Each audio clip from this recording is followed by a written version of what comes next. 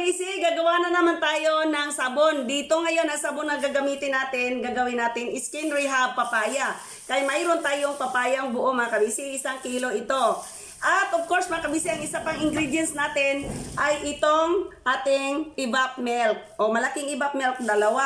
At ang pinaka-ingredients natin mga kabisi ay ang base soap. Ay nasa yellow basket ko lang, kaya mag-check out na kayo mga kabisi. Baka naman ay gusto din kayong gagawa ng sabon.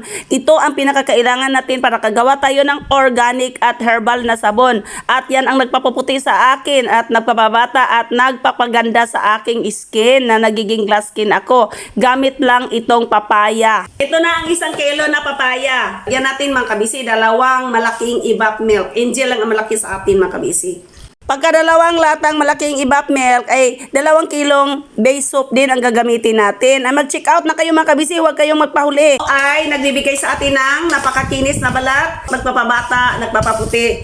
At of course mga kabisi, napakaganda ito para sa ating kalusugan. Kaya magagamit natin talaga itong sabon mga kabisi para sa ating personal na kailangan. Sa pagligo, ito na po mga kabisi. Ang gagawin natin sa base soap mga kabisi ay i-slice natin para magiging maliit lang kasi itunaw natin ito.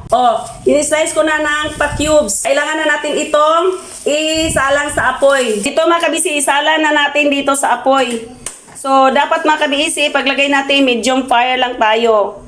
Antayin natin mga kabisi na ma-melt na siya. While pinapamelt natin ang base soap mga kabisi, ito maghanda tayo ng 1 basong tubig.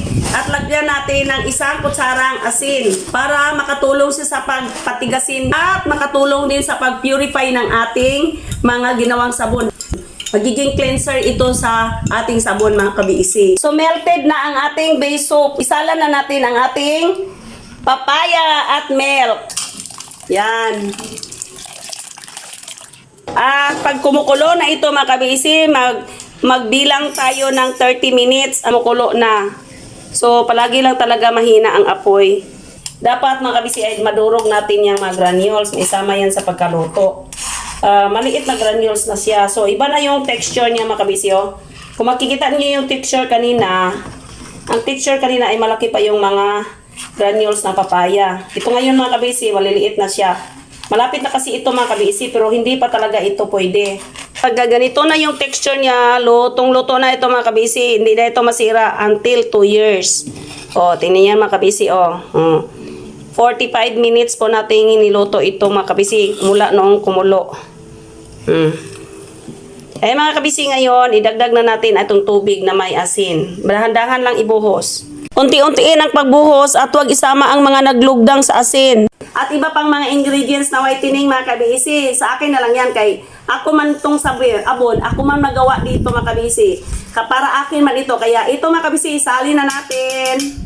Depende sa inyo mga kabisi kung magdagdag kayo ng mga essential oil. Maganda din paglagyan yan mga kabisi para mas mabango siya. Kaya next kong gawa, maglagay ako ng essential oil. Ito mga kabisi, 27 pieces lang ang nagawa natin sa ating sabon. Di ako magsisi dito na 27 lang ang nagawa ko mga kabisi. Ang importante, punong-puno ito ng pampaganda ko. Ikita na talaga natin na ang color lang talaga ng totoo na papaya. Hindi na tayo naglagay ng mga coloring na kung anong color na orange. Iba yan ang texture ko sa aking sabon mga kabisi sa texture ng inyong mga papaya soap dyan sa inyong bahay. I-compare nyo mga kabisi kasi ito organic at walang halong chemicals. Base soap lang ang patigas dito at yung asin at tubig. Kaya mag-check out na kayo sa base soap mga kabisi para makagawa kayo ng sabon at mabigyan ko rin kayo kung mag-follow kayo sa akin.